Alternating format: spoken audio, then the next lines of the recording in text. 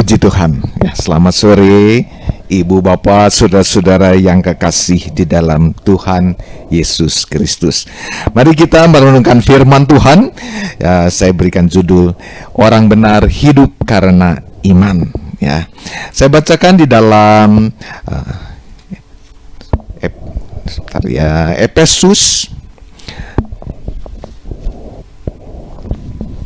Efesus pasal 2 ayat 8.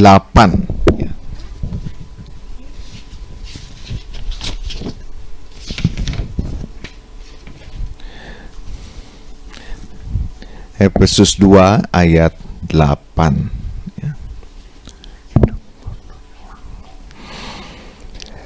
Saya bacakan firman Tuhan. Sebab karena kasih karunia kamu diselamatkan oleh iman. Itu bukan hasil usahamu, tetapi pemberian Allah. Itu bukan hasil pekerjaanmu. Jangan ada orang yang memegahkan diri. Ya, firman Tuhan berkata, karena kasih karunia kamu diselamatkan oleh iman. Ya. Jadi iman itu bukan usaha kita. Ya, saya orang yang beriman. Enggak, kita ini orang yang brengsek, orang yang bobrok, tidak ada harganya. Ya, iman itu adalah anugerah Allah. Bukan karena kita yang punya kemampuan, ya, kita punya kemampuan untuk menjadi beriman, tidak. Atau kita sanggup memelihara iman. Siapa kita? Tidak ada artinya, ya. Iman itu bukan usaha kita, bukan kita punya kemampuan memelihara iman. Itu karena anugerah Tuhan. Ya, dikatakan karena kasih karunia kamu diselamatkan oleh iman. Kenapa kita punya iman? Itu karena kasih karunia. Tidak semua orang punya iman. Ya. Iman itu percaya, ya. Dia dikatakan, terus saya teruskan, bukan hasil usahamu, tetapi pemberian Allah. Pemberian Allah, kasih karunia, bukan usaha kita. Kita mau berusaha bagaimanapun nggak bisa. Itu anugerah Allah, ya. Dan bukan hasil usahamu, bukan hasil pekerjaanmu. Jangan ada orang yang memegahkan diri, ya. Firman Tuhan, jadi jangan orang yang merasa sombong, wah saya punya iman, ya. Enggak, itu semua karena kasih karunia, ya. Jangan ada orang yang membanggakan diri. Kita punya kemampuan memelihara iman, enggak, ya. Kita sanggup memelihara iman itu sampai mati, enggak. Itu karena kasih karunia. Sekali lagi saya jelaskan, firman Tuhan kan menjelaskan di sini, itu bukan hasil usahamu. Jangan ada orang yang memegahkan diri, ya. Oleh karena kasih karunia, ya. Nah, itu, ya, kita ini memiliki iman itu karena kasih karunia. Perhatikan itu, bukan usaha kita. Saya baca juga iman itu apa, ya. Saya bacakan di dalam Ibrani pasal 11 ayat 1. Ibrani pasal 11 ayat 1. Ya, firman Tuhan berbunyi demikian. Iman adalah dasar dari segala sesuatu yang kita harapkan dan bukti dari segala sesuatu yang tidak kita lihat. Yang kita harapkan, kalau yang kita harapkan sudah terjadi, itu bukan iman, ya. Yang kita harapkan, ya, dasar dari yang kita harapkan, kita mengharapkan, berarti kita punya iman. Tapi kalau sudah terjadi, sudah ada bukti, bukan iman lagi. Dan dikatakan bukti dari segala sesuatu yang tidak kita lihat, ya. Kalau kita sudah lihat, ya bukan iman lagi. Jadi iman itu sesuatu yang kita harapkan, kita percaya. Dan bukti, dan juga dikatakan bukti dari sesuatu yang tidak kita lihat. Kita tidak lihat, ya, tapi kita percaya, punya iman, ya. Kalau sudah terbukti, ya bukan iman. Ya, jadi ibu bapak saudara, kalau kita punya iman itu karena kasih karunia. Ya, jangan banggakan saya punya iman. Enggak, itu bukan usaha kita, itu anugerah Allah. Kenapa? Tidak semua orang memiliki karunia ini. Karena kita percaya Tuhan itu karena iman. Dikatakan, ya, kita percaya Tuhan Yesus yang menebus dosa kita. Nah, kita kan gak lihat Musa, ya, waktu membelah laut, ya, kita nggak lihat kan Musa membelah laut, tapi kita bisa percaya karena kita mempunyai iman itu karena kasih karunia. Kita percaya Musa pernah membelah laut, ya, nggak ada bukti-bukti kan, tapi kita percaya. Nggak semua orang percaya, ya, banyak orang nggak percaya. Itulah yang dikatakan kasih karunia, ya, kita diselamatkan karena kasih karunia. Kemudian juga di sini ada anak-anak tahu cerita Yunus, ya. Yunus dilempar ke laut karena nggak dengar suara Tuhan, ya, saya pakai bahasa anak-anak, ya.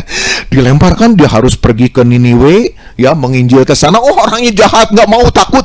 Pergi ke Tarsis, salah. Akhirnya diundi, dia ini karena salah dicebur kan ke laut, kan, cebur ke laut. Terus ada ikan besar datang menelan Yunus, ya. Kemudian di dalam perut ikan 3 hari. Kalau anak-anak ini dimakan ikan besar, ke dalam perut ikan, hancur nggak di dalam perutnya? Kalau kamu dimakan ikan besar, mau masuk ikan besar, gelap di dalamnya, gelap, ya. Tapi firman Tuhan, Alkitab mengatakan Yunus ini di 3 hari di dalam perut ikan dan tetap hidup. Kemudian bisa keluar lagi setelah 3 hari, tetap hidup. Kenapa gitu? Percaya, ya, susah, ya. Nggak semua orang percaya karena nggak lihat, nggak ada bukti, ya, nggak ada bukti itu. Nah, ya, kemudian ada cerita lagi, anak-anak. Daniel dimasukkan ke dalam lubang singa. Singanya ganas-ganas. Nggak dimakan. Lihat gitu Daniel. Udah pernah ketemu Daniel? Ini mah Om Daniel. Om Daniel pernah masuk, bukan ini. Daniel di sono masuk ke dalam perut ikan, ke dalam kandang singa. Kan kita nggak tahu, tapi anak-anak bisa percaya diceritakan begitu, ya. Dan kita pun percaya, nggak ada bukti. Alkitab mengatakan. Itu karena kita punya iman. Kita tahu pernah kejadian. Nggak semua orang percaya itu. Bersyukur kalau kita percaya dan punya iman. Terus ada lagi apa, ya? Apa yang aneh? Oh, Sadra, Mesa, Abednego, ya. Sadra, Mesa, Abednego. Dia tidak mau menyembah patung. Kemudian dimasukkan ke dalam dapur api yang sangat panas. Kemudian gimana? Kebakar? Enggak, ya. Berjalan-jalan di atas api, enggak kebakar. Enak bener, ya, jalan-jalan di atas api. Kita tahu nggak? Ketemu nggak Sadra, Mesa, Abednego? Nanti satu kali kita ketemu, tanya, Om Sadra, Om Mesa, Abednego, gimana waktu berjalan di atas api? Baru kita ketemu, baru kita tanya, ya. Sekarang kan nggak tahu. Kenapa kita percaya? Karena kita punya iman dan tahu pernah. Anak-anak juga pernah tahu, ya, saudara-saudara, Petrus berjalan di atas air. Pernah lihat? Ada orang berjalan di atas air, pesulap? Pernah lihat pesulap?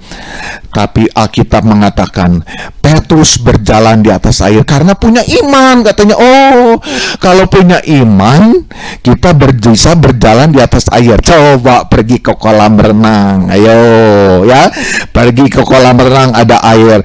Saya punya iman, ya. Saya mau punya iman. Gak bisa berenang ini, gak bisa berenang. Saya punya iman. Kan guru sekolah minggu mengatakan kalau punya iman seperti Petrus bisa berjalan di atas air. Saya juga, Tuhan, punya iman. Punya iman. Ini kolam renang. Coba berani? Gak bisa berenang di kolam dalam, jalan gitu, nyemplung. Ya, pasti nyemplung. Jadi jangan orang mengatakan saya punya iman bisa berjalan di atas air. Saya punya iman berani masuk dapur api. Saya punya iman saya berani masuk ke dalam lubang singa. Bukan itu iman itu. Iman itu percaya kasih Tuhan begitu besar kepada kita. Percaya pada janji Allah itu benar. Walaupun tidak mengalami dan melihat apa yang dijanjikan. Ya, bahkan sebaliknya dari yang diharapkan manusia. Ya, jadi iman itu bukan kalau saya punya iman, Petrus berjalan di atas air punya iman, saya punya iman berjalan di atas air, jangan coba-coba tenggelam, ya. Tenggelam. Tapi kalau firman Tuhan itu kejadiannya Yunus dan kita percaya Petrus berjalan di atas air. Jadi orang yang beriman itu bukan bisa segalanya. Wah, hebat kalau gitu. Ada orang yang mengatakan saya beriman. Kalau orang beriman pasti diberkati. Coba saja. Kalau orang beriman dilindungi. Kalau orang beriman dihindari dari musibah. Kalau orang beriman diberikan kesehatan. Bukan itu iman, ya. Jadi orang yang beriman diberkati, betul, ada orang yang diberkati. Tapi bukan itu, iman saya diberkati akan diberkati, bukan. Kita kita percaya pada janji Allah yang benar, ya. Allah itu benar. Allah itu baik, ya. Walaupun kita tidak mengalami dan tidak melihat apa yang dijanjikan, ya. Meskipun kita sakit, saya sakit, kasih kamu nggak punya iman. Bukan, iman itu bukan begitu. Kalau beriman kita selalu sehat. Tidak, bukan itu. Kita punya iman tetap mengasihi Tuhan, karena Tuhan begitu baik kepada kita. Tuhan selalu benar kepada kita. Tuhan tidak pernah salah kepada kita. Itu yang dikatakan kita memiliki iman. Hidup orang benar itu hidup karena iman. Coba kita baca di dalam Roma pasal 1 ayat 17. Roma pasal 1 ayat 17.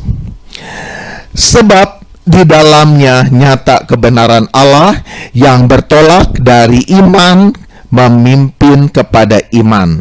Seperti ada tertulis, orang benar akan hidup oleh iman. Karena iman, orang benar akan hidup. Kita benar karena kita punya iman. Iman itu apa? Bukan iman itu mengalami suatu mujizat begitu. Bukan. Kita iman. Jadi jangan merasa, kamu sih nggak punya iman, makanya kamu sakit nggak sembuh. Bukan. Kalau kamu punya iman sembuh. Bukan itu. Ya.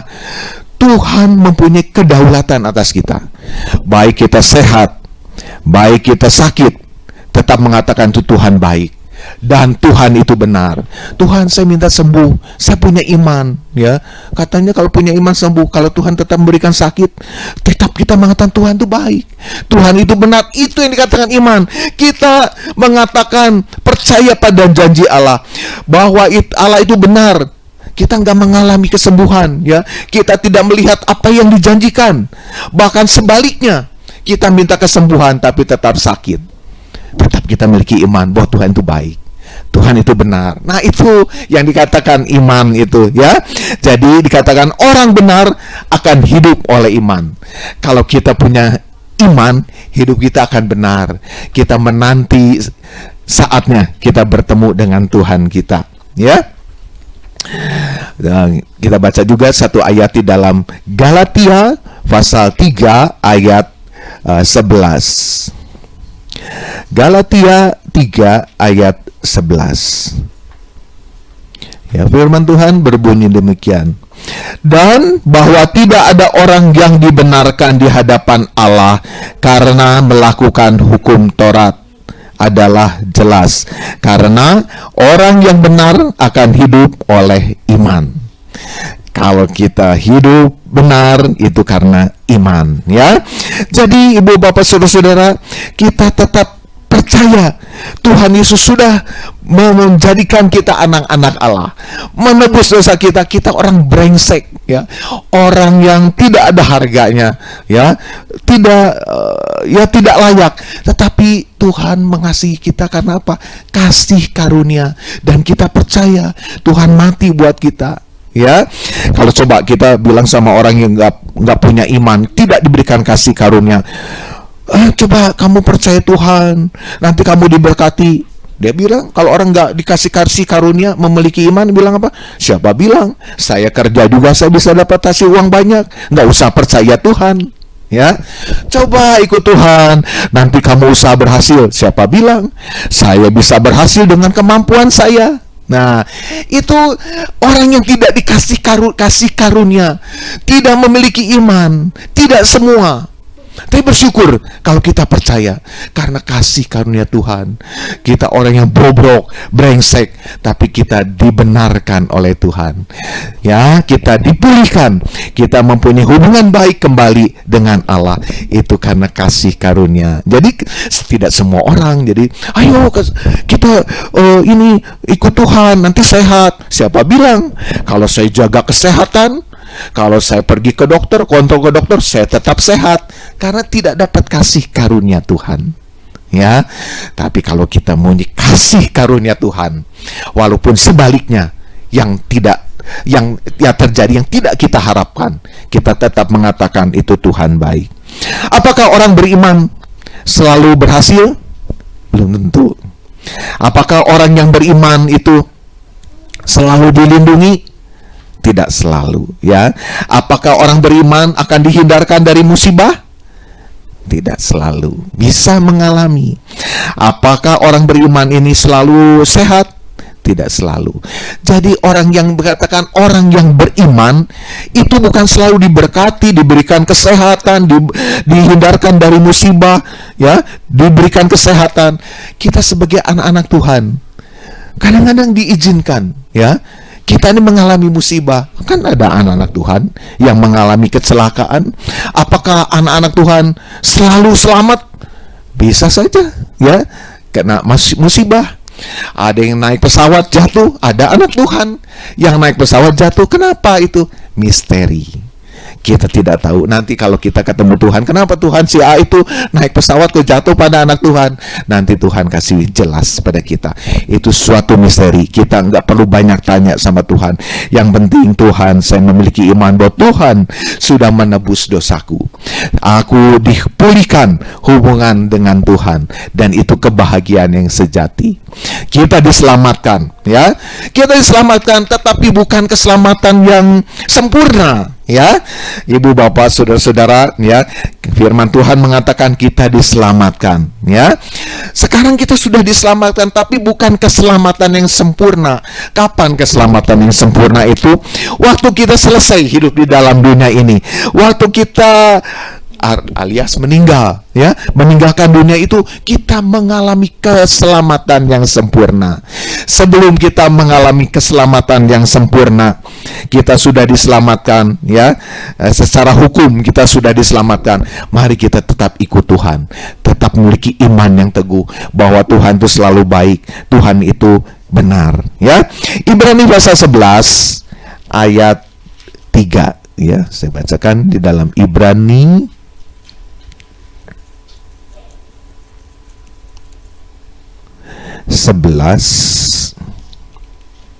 ayat 13. Ibrani 11 ayat 13. Dalam iman mereka semua ini telah mau sebagai orang-orang yang tidak memperoleh apa yang dijanjikan itu, tetapi yang hanya dari jauh melihatnya dan melambai-lambai kepadanya, dan yang mengakui bahwa mereka adalah orang asing dan pendatang di bumi ini, ya.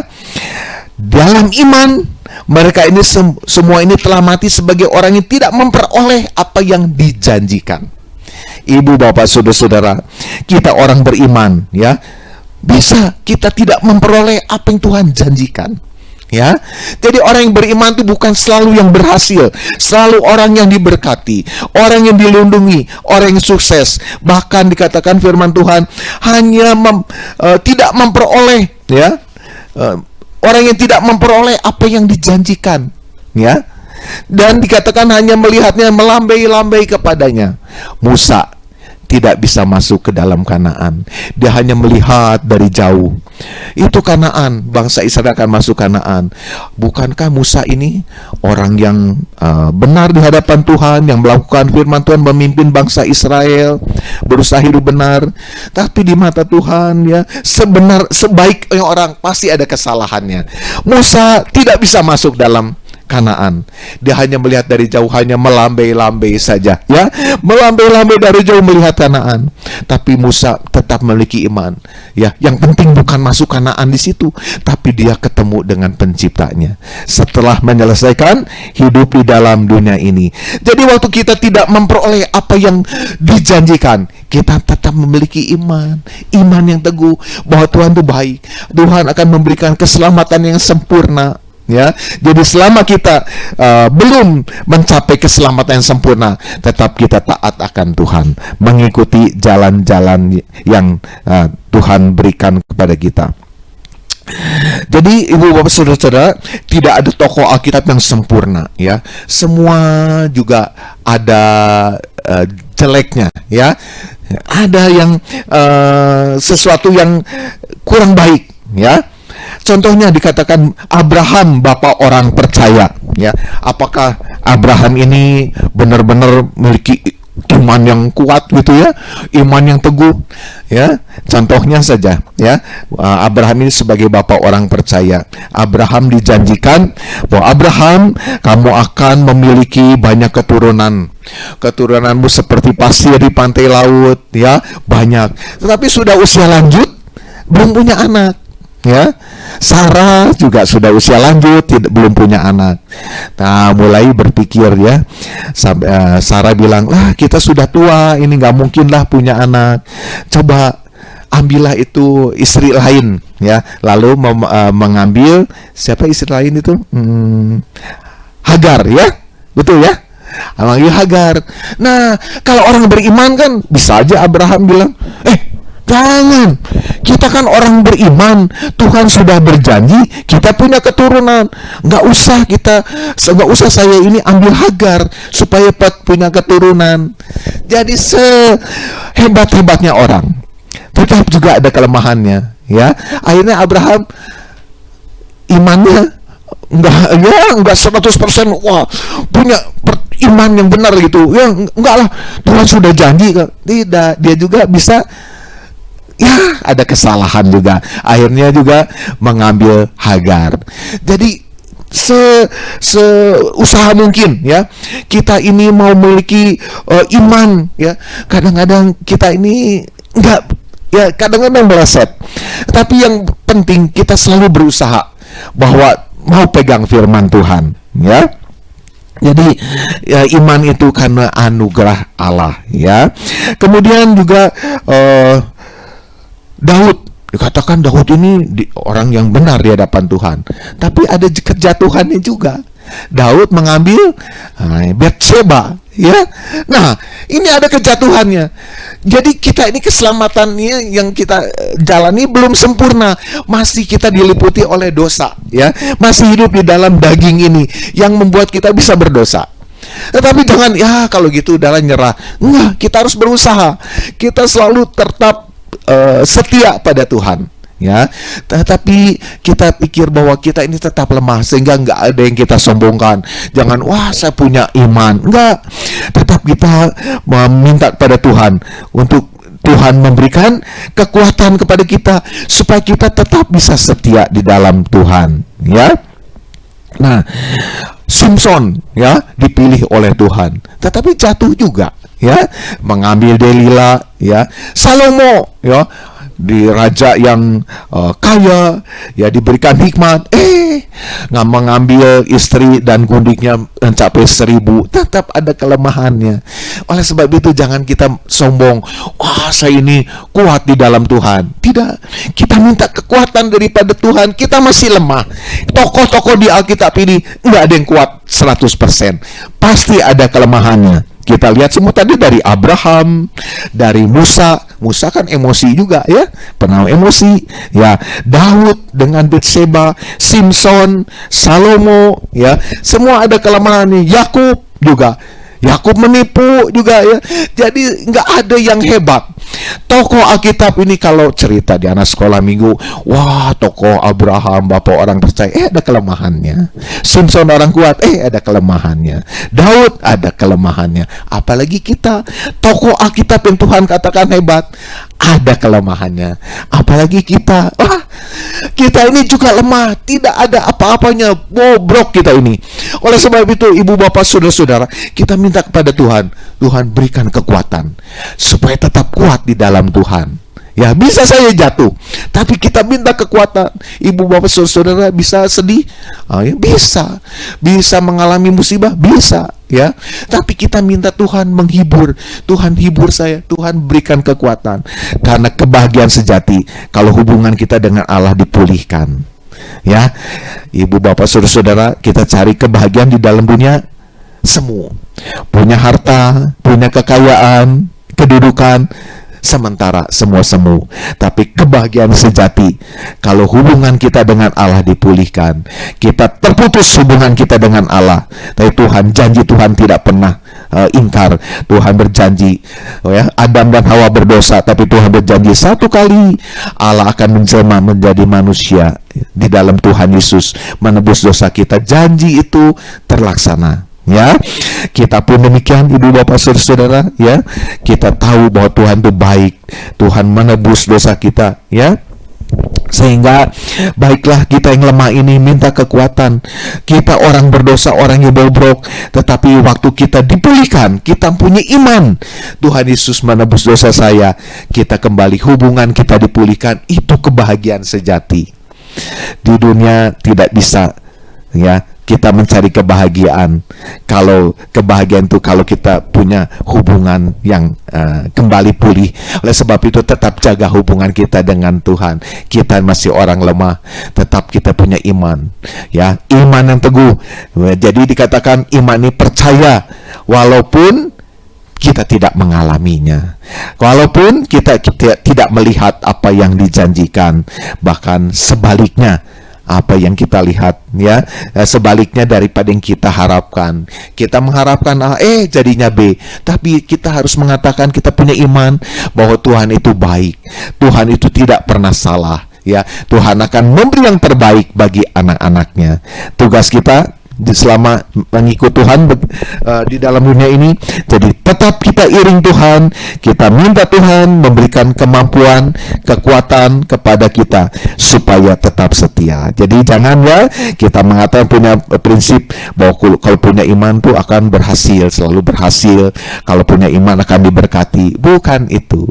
Kita punya iman bahwa kita dipulihkan hubungan kita dengan Tuhan, mau diberkati, mau hidupnya sederhana, itu rencana Tuhan, tetapi ujungnya mendatangkan kebaikan bagi tiap-tiap orang. Tuhan punya rencana yang indah. Jangan kita merasa, dengan saya dilahirkan sebagai orang miskin, ya, saya dilahirkan sebagai orang bodoh. Jangan punya prinsip itu. Ya, Tuhan punya rencana atas tiap-tiap diri kita, karena Tuhan memberikan kita yang terbaik, ya. Jangan lihat orang, orang itu berhasil, kenapa ya saya tidak seperti itu. Tidak demikian, ya. Orang mempunyai kesusahannya sendiri.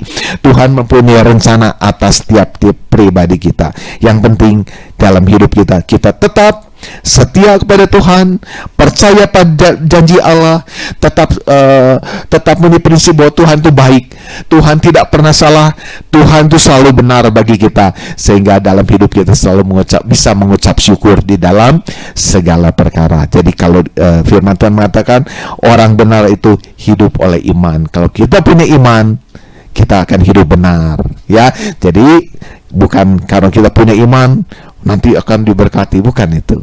Jadi jangan salah gunakan kita memiliki iman tuh memiliki hal-hal yang spektakuler, bukan, ya. Karena iman kita disembuhkan, bukan itu. Kalaupun harus menderita sakit, justru kalau jadi berkat itu lebih baik. Ada satu ini orang tanya, ya, sama anak-anak yang cacat, ya. Nah, tuli bisu lah, ya, tuli bisu, ya. Dia datang, dia tanya dengan bahasa isyarat, apakah Tuhan itu baik? Dia katakan, ya, Tuhan itu baik, ya. Apakah Tuhan mengasihi kamu sekalian? Ya, Tuhan mengasihi. Nah, ada pertanyaan lagi, kalau Tuhan mengasihi, mengapa kamu lahir dengan bisu tuli? Nah, jawabannya apa? Ya, pertanyaan itu kan sulit, ya. Kalau Tuhan tadi mengatakan Tuhan itu baik, Tuhan itu mengasihi, kenapa kamu lahir dengan cacat? Kenapa kamu lahir bisu tuli? Ya, apa jawabannya? Semua terdiam. Jadi pertanyaan ini mengandung, ya, jawaban yang susah, ya, membuat jawaban yang susah. Tetapi salah satu menjawab, saya dilahirkan demikian karena ada rencana Tuhan yang indah bagi saya. Nah itu, jadi ada yang dilahirkan cacat. Kenapa ya cacat? Itu ada rencana Tuhan. bagi tiap pribadi. Jangan merasa, aduh saya susah, saya dilahirkan sebagai keluarga miskin, saya sebagai keluarga yang otaknya kurang cerdas gitu ya. Jangan kita protes sama Tuhan. Ya, Tuhan menghendaki apa jadinya. Kita tetap memiliki iman bahwa Tuhan itu baik. Jadi waktu ada orang yang menulis Tuhan itu baik, saya lahir demikian karena Tuhan menghendaki saya demikian. Nah, saya mau jadi berkat di dalam keadaan yang tuli bisu sekalipun, tetap menjadi berkat. Ya, Tuhan menghendaki saya seperti ini.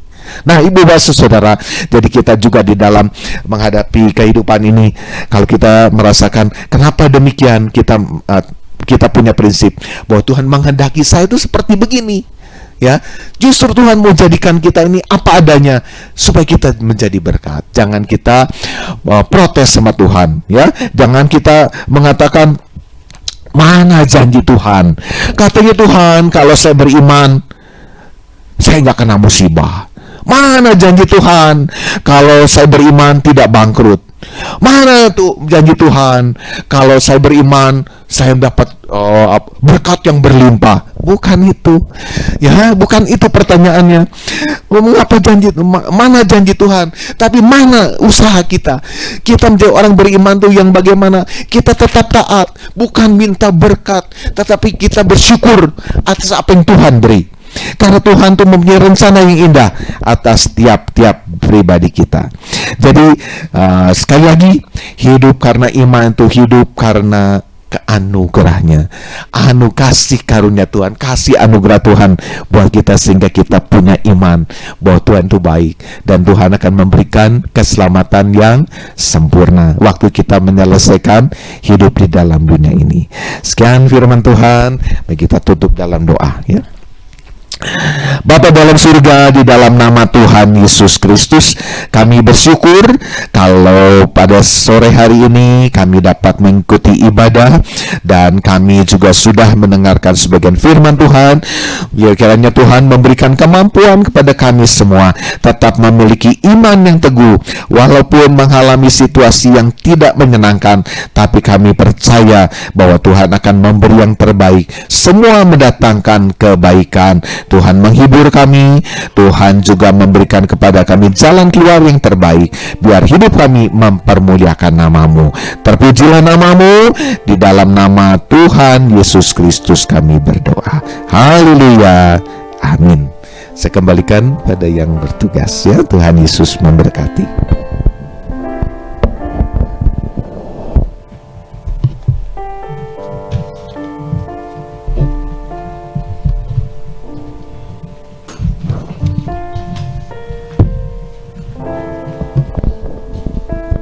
Sebentar kita mau doa untuk persembahan. Mari kita berdoa.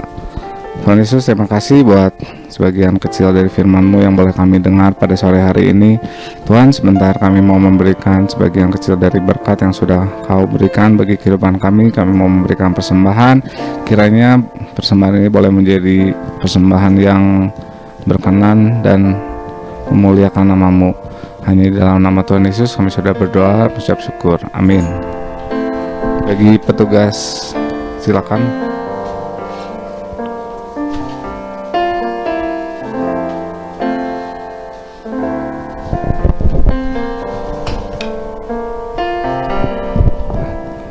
Sambil diadarkan, saya mau membacakan beberapa pengumuman.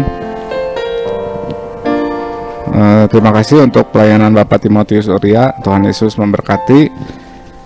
Persembahan dilakukan melalui dua cara, ya, bisa online dan onsite. Bagi yang online boleh ditransfer ke rekening BCA atas nama Yusak Setiawan dengan nomor rekening 1570330043. Ibadah Raya GCC diadakan setiap hari Minggu pukul 4, diadakan secara hybrid, online dan onsite. Bagi yang online boleh masuk ke link Zoom room yang sama yang hari ini dipakai.